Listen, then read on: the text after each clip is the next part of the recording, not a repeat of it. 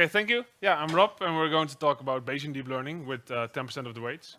For those of you who are interested or more interested in their laptops, like all the slides are on my GitHub. Like I uploaded them half an hour ago, so you can look along. Neural networks are all kind of fluffy, all kind of nice. I was like Friday, I was at a tutorial session. I think within earshot, I overheard 3 conversations about neural networks. Like today, I was for lunch. I went out to catch some breath, and I struck up 2 conversations about neural networks. People are writing blogs about them. They're being hyped in the media. But in my opinion, we have 2 challenges left. And those 2 challenges are uncertainties and millions of parameters. When we want to make a prediction, we want to know the uncertainty. And neural networks have millions of parameters. They're called over-parameterized beasts. And in this talk, I'm going to address those 2 problems. Uncertainty. Why would we want to know the uncertainty? Typical application is medical application. If your doctor tells you you need a surgery, then wouldn't you want to know the uncertainty? Wouldn't you want to know the uncertainty by which the model kind of predicts disease or not, or tumor or not? In autonomous driving, when our autonomous car brakes when our dash cam sees a pedestrian, wouldn't we want to know the uncertainty? If we're highly certain that there's a pedestrian over there, we need a sudden brake. If we're highly uncertain there's a pedestrian over there, we need to consult our LiDAR. Another fun example is of course Bitcoin. If you're putting all your money on Bitcoin tomorrow, wouldn't you want to know the uncertainty? Yeah. Okay, a consequence of this uncertainty stuff is adversarial examples. So who here has heard of adversarial examples before? Yeah. So in the left column, our neural network is classifying all these images correctly. It's a bus, it's a pyramid, or a soap dispenser. And in the right column, the neural network is predicting everything as ostrich, only by adding imperceptible noise. And that is the thing we want to prevent. When we have a neural network in production, we don't want these weird classifications. We want a neural network that says, okay, here I'm highly certain this is a school bus. And here, we want our neural network to say, we don't know. If you're a customer-facing application, in here, you just don't give a prediction back. Or you give a prediction back and you say they're highly uncertain. The other problem that motivates us is that the millions of parameters, if we go to embedded applications, we do have small memory, we do have small compute.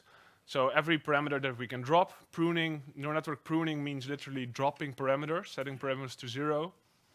So for every parameter that we can drop, we save compute.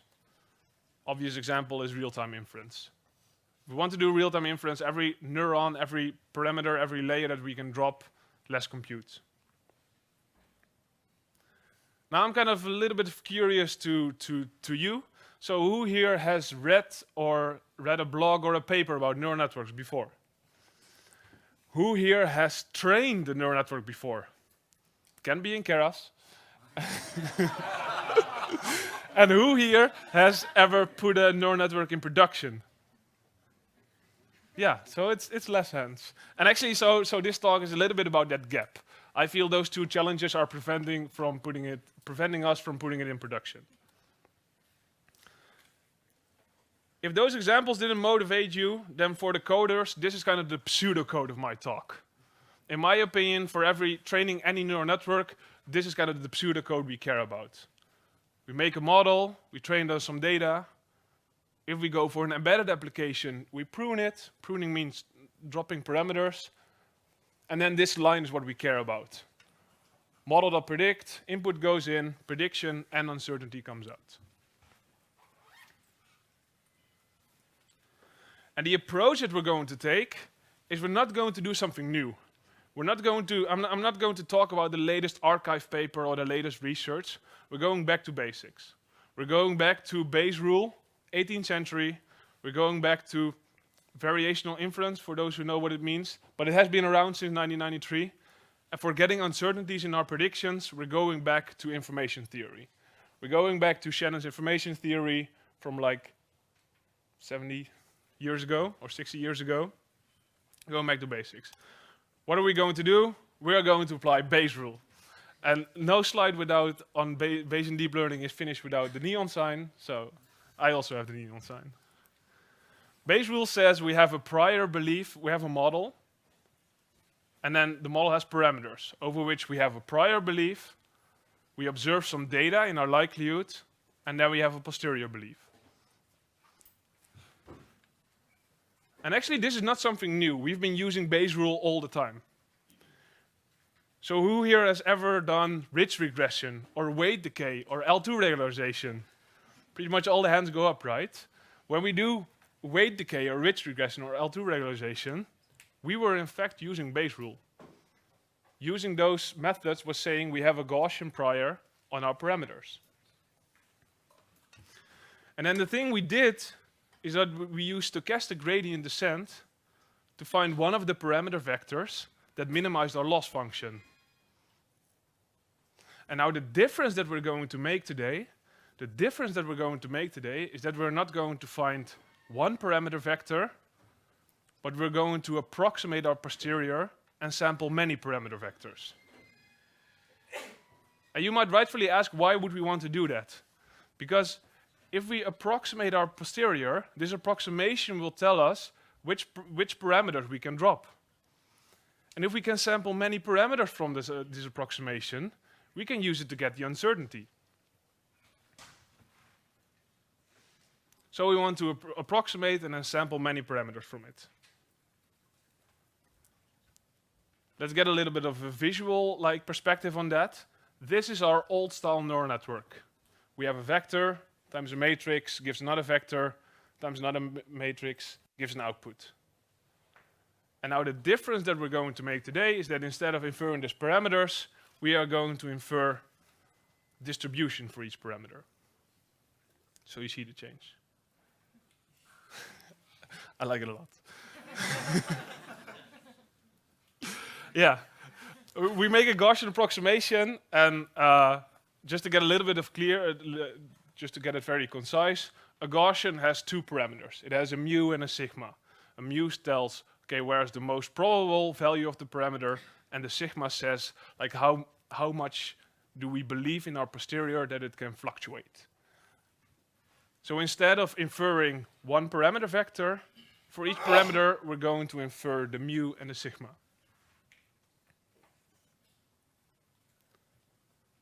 And how does this look like? And beware that this is this is the only slide with mathematics in my presentation, so don't be afraid. So we talked about approximations and samples, but what it really boils down to is that we have to minimize a loss function. We make a neural network and we do gradient descent on a loss function. Our old loss function was this. We had a classification loss and some L2 penalty. And now our new loss function, like the only thing that will change, is that we still have a classification loss, we still have an L2 penalty, this is the same, and now we also have a penalty on the sigmas. And by minimizing on this loss function, we will make an approximation. This will help us for the pruning, and this will help us for the uncertainties. Let's get a little bit of intuition on the mathematics. So this is the new loss function. We have a loss on the location of the weights. So, hey, this is kind of the old picture that we had in mind. We want a low classification loss and a low L2 regularization. And we now also have a loss on the sigmas. And this new loss function on the sigma says, okay, each sigma should be close to the prior. So for example, in all my code examples and in all kind of examples that you'll read about in papers, we just have a unit Gaussian prior. So the prior for the sigmas is 1. And then this loss function just draws all sigmas to 1. And for a neural network, like whose weights are on the order of 10 to the minus 2, 10 to the minus 3, a sigma of 1 is large. Basically saying, I don't know anything about this parameter value. So to get everyone back on track, what do we really care about? Uncertainties and pruning. How do we do that? Bayesian inference. How do we do that? We approximate the parameter posterior. How do we do that? For every parameter value, we find a mu and a sigma. And how do we do that? We minimize the loss function on the previous slide. That's it. Uncertainties. So how would we get an uncertainty for our prediction? And for that, I want to do a little bit of a show of hands, because we need a metric to define our uncertainty in our predictions. So let's say tomorrow or today we're going to bet Bitcoin, or all our money on Bitcoin, and the model is going to make two predictions for if we're going to win tomorrow. The prediction on the left or the prediction on the right. Which prediction would you rather have? In other words, which prediction has the lowest uncertainty? Hands for the picture on the left, and hands for the picture on the right. Exactly. We want the prediction on the right. And then Claude Shannon, in his thesis on information theory, told us is that if we want to measure this, we should calculate the entropy. The entropy of this distribution is highly uncertain, so it's high. And the entropy of this distribution, we are very certain, so we are very certain, so we have a low value of the entropy. We also need a metric by which we're going to prune our networks. And to remember, so we went from this old style neural network to this new style neural network. Now what pruning looks like is that this is our old neural network, and pruning really does this. We are dropping parameters, we are setting parameters to 0. But now we need a metric by which we're going to drop these parameters, and in what order. Like, which parameter can we drop right away, like it adds nothing to our model, and which parameter is kind of important for our model, and we only want to drop it in the very end. And the metric by which you're going to do that is the probability of being 0. Because dropping a parameter is really like saying, okay, I have the value of 0. So when we're going to choose which parameters to drop, we just drop the parameters with the highest probability of being 0. So another show of hands, would we rather drop, so these are the posteriors over two parameters, the probability density and the value of this parameter. So which parameter would we rather drop? Would we rather drop the upper one or the lower one? Hands up for the upper one. Hands up for the lower one. Yeah, we would want to rather drop the parameter from the lower chart because it has a high probability of being 0.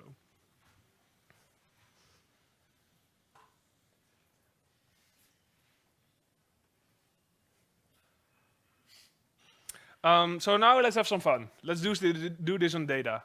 This is a talk about deep learning, so we should do something with MNIST. And then we have two data sets. I think deep learning is mainly applied to image classification and time series classification. So we have the CIFAR 10 data set and the UKR EKG data sets. Fun thing about the EKG data sets is that they have only 500 training samples.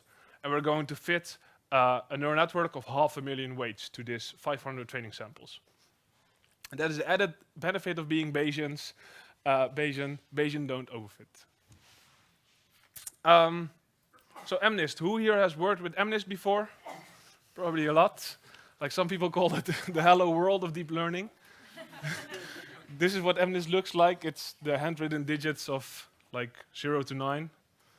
This is the CIFAR 10 data set. So it's common images of 10 classes of objects in the real world. And these are examples of our EKG data sets. And then our results for our pruning.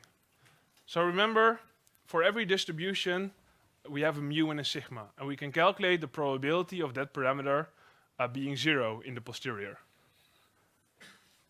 And that means we can just order our parameters.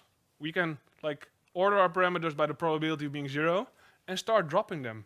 Start dropping them until we reach the 10%, because that's the title of this talk. And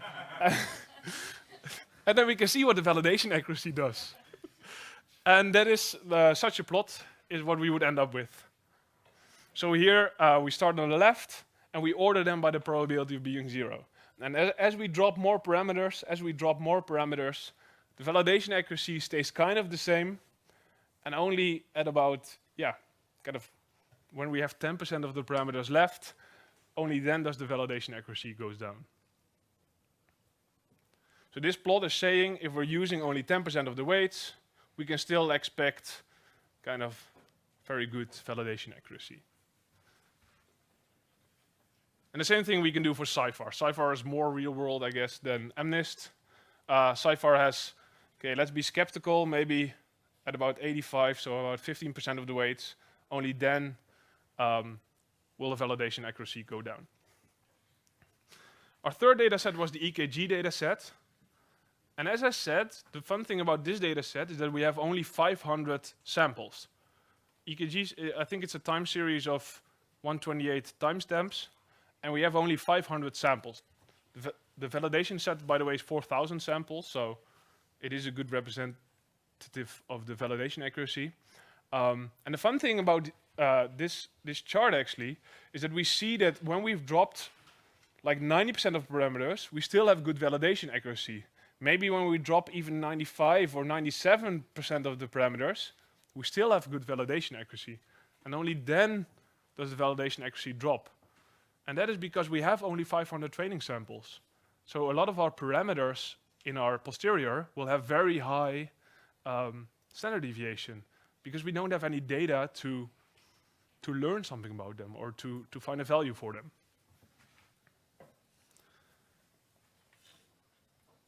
Also some results for the uncertainties.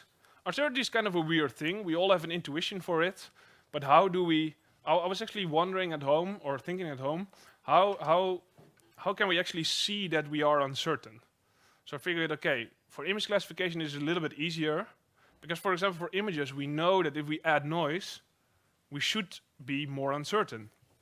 We know that, for example, if we warp our images, we should be more uncertain. If we rotate our images, we're going to do this for MNIST, and we always write top down. So if we're going to rotate our images, we expect more uncertainty, because our data was simply not trained on that, or our model was simply not trained on that data. So what is going to happen in this GIF, in this animation? We see here MNIST digits, and we're going to add more and more noise. In the title, it says, what is the entropy? So our metric for the uncertainty. And the title is green if it's being classified correctly, and red if it's classified incorrectly. For those of you who, like me, are more visual, the edge of the image is going to color according to uncertainty. So black means very certain, and white means very uncertain.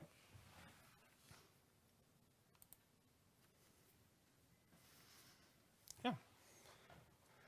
And this is what we would expect. As we add more noise, the entropy is going up. We are making more incorrect classifications, and also kind of the edges, they become brighter, so we are more uncertain.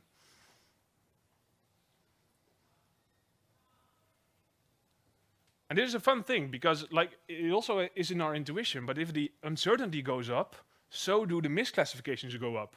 So if you're a customer-facing application, then what you, like, if you have a customer-facing application, what you might do is that when the entropy or the uncertainty reaches a certain threshold, you just don't return a prediction. You tell your customer, hey, for whatever input you gave me, like I'm uncertain, I don't know what to predict.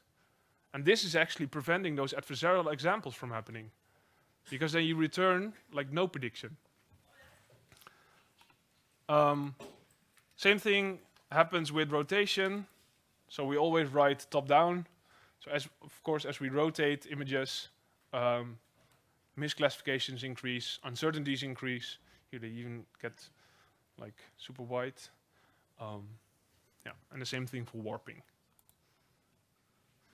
Yeah, and this is also a fun thing, by the way.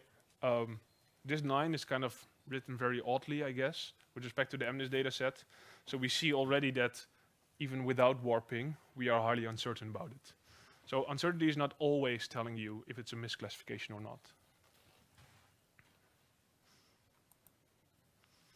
And the same thing will happen. As we warp our images,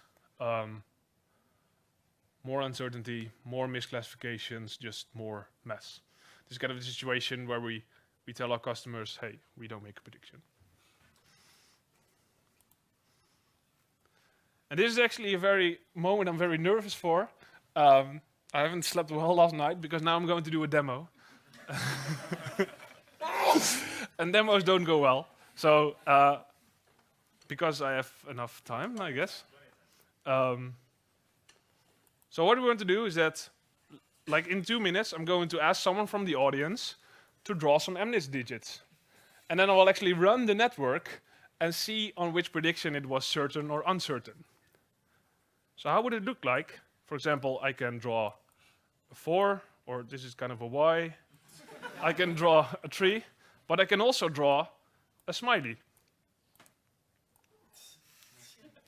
Or I can do some crisscrossing, I guess. Yeah, I can draw whatever. Like, what else could I draw? Maybe a proper 0 and oh, and the fun thing is that the MNIST digits are all kind of these thick lines. So I could also draw a proper 5 with a thin line. And maybe it's going to classify this 5 correctly. Maybe not, because it's a demo. But we have a thin line, so probably we expect more uncertainty, because like this is not data that it was trained on.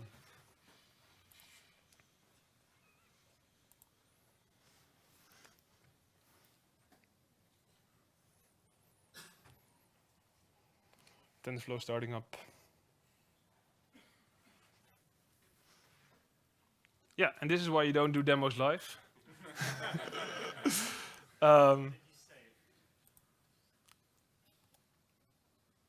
Good one.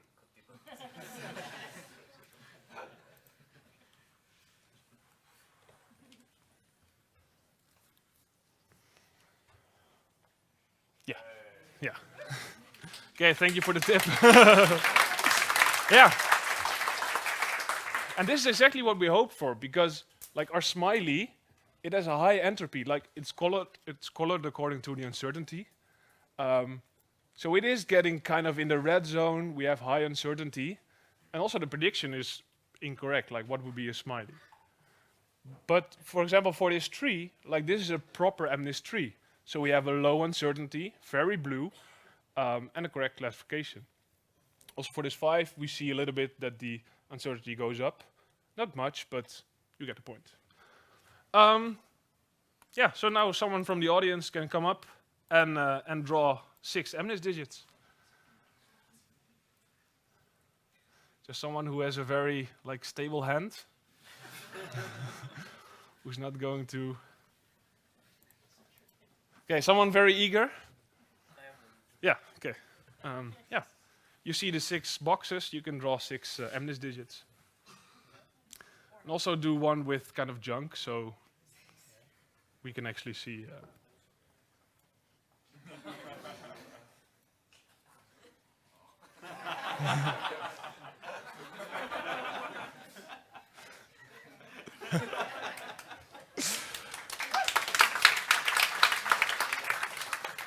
Okay, now I am saving. Thanks for the tip, by the way.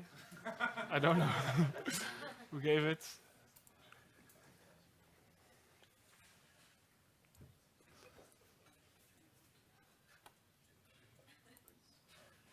Yeah. Yeah, so what are we seeing here? The 6 and the 9, they are very MNIST-like, very blue, low uncertainty. Yeah, and then these scribbles, I guess this is a 9 being turned. This is a 9 being flipped. And then we have high uncertainty. Yeah, so this is what we would expect. Like proper MNIST digits, low uncertainty, junk, high uncertainty. Huh? Yeah. Because for the last one you would expect higher uncertainty maybe than for the 9 being flipped. Yeah, that's right. Yeah. But this is probably about your thresholding. Like right now I'm coloring these numbers between 0 and 1.3. But maybe you have a very like important customer application, and then you threshold at 0.2. Or maybe it's kind of everything is okay, and then you threshold at 0.7, and then this one would be included. So this is kind of the number that you want to, the entropy or the uncertainty is kind of the number that you would want to threshold on.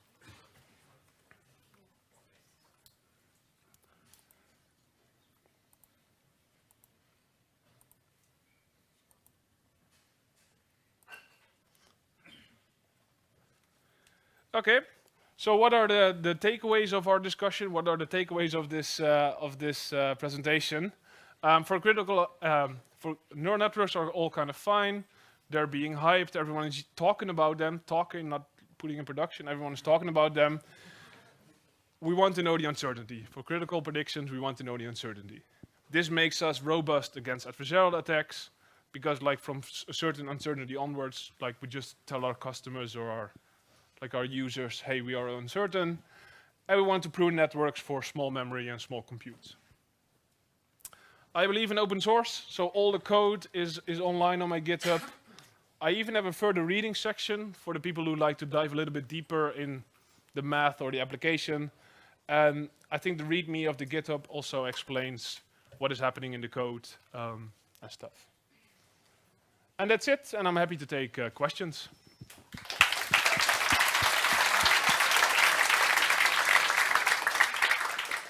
So since we've got plenty of time for questions, I'm going to steal the first one.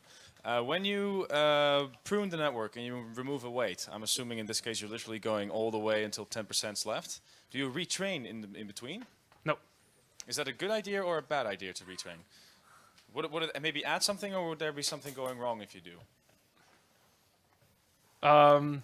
That is probably a bad idea, because the neural network is using all these redundant parameters to actually find the setting.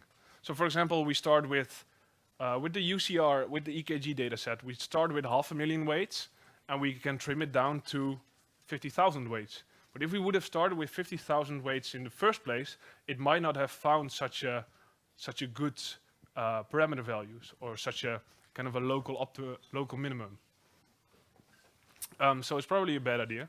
If you're interested in this, I think 2 weeks ago, Ferenc Huzar from inference.vc posted a blog on this.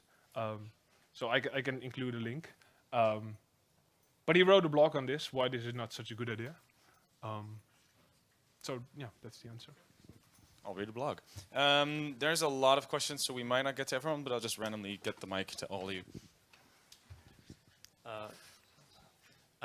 I thought he meant not retraining from scratch, but continuing training from that point. Once you find the variables already. Yeah, so the question, also to repeat it for everyone in the audience, the question is, you have a neural network with a lot of weights, we want to prune them and retrain them a bit. Prune them and retrain them a bit. Sounds like an awesome idea. I don't know what to expect. I haven't read anything about it. You can probably try it and post it to archive. Yeah, quickly, because so otherwise someone else. You know how it goes with archive, but I don't know. Sounds like a good idea. If you prune 10% of the, or 90% of the weights exactly, you're probably left with a very sparse deep neural network. Does that give you any insights on the features, or is that really wishful thinking? So the question is that if we prune parameters, does it give us insight on the features that the neural network learned? Yeah.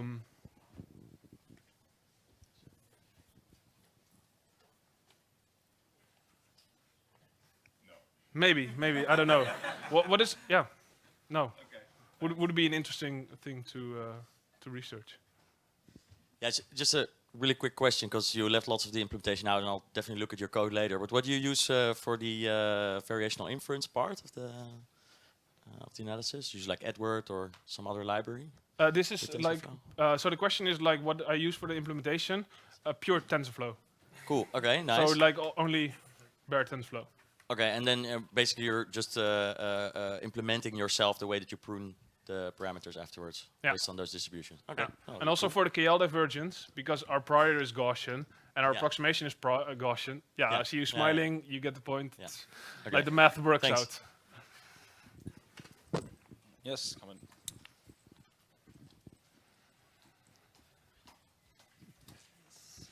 So instead of learning a parameter for a parameter, you learn a distribution, a normal distribution, 2 parameters.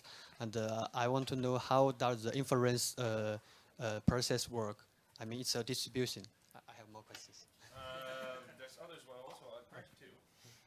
So how does the inference of the parameters work, or like the prediction? How does the inference, for example, you have a minister image, you want to guess the number. and how does the prediction process work? I mean, it's a distribution. Yeah. Yeah, because it's a distribution. So the question is when we have a prediction, so let's say like an MNIST digit comes in, or like an image comes in, and we want to make a prediction, and your question is how would we do that? Because we have an approximation. And the answer to that is we sample many weights. So for example, we sample our approximation 10 times, we predict 10 times, and we average those.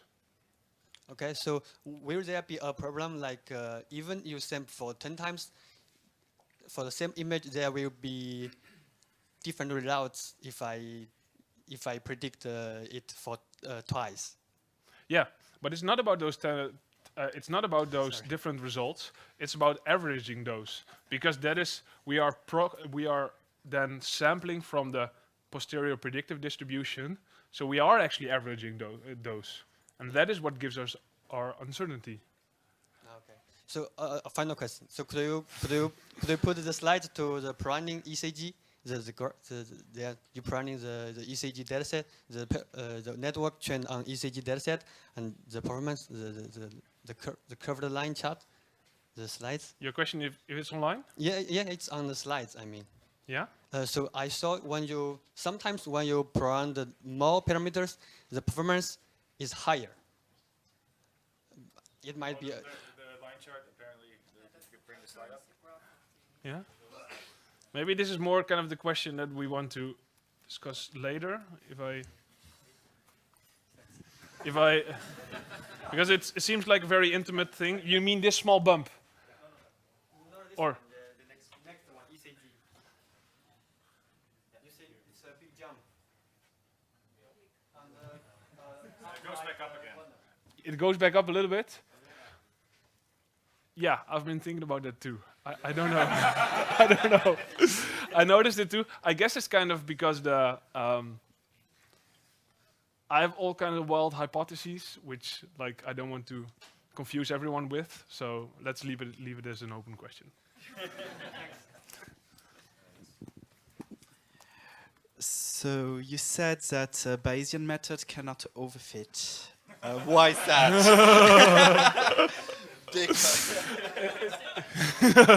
So the question is Bayesian or overfit is more kind of a quote that's being thrown around.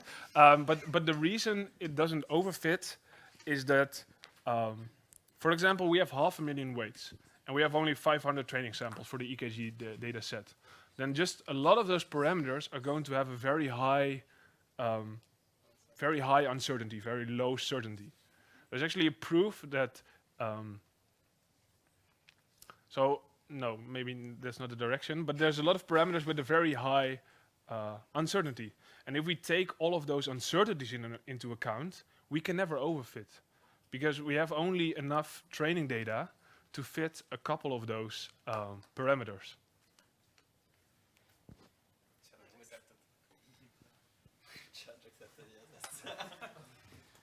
So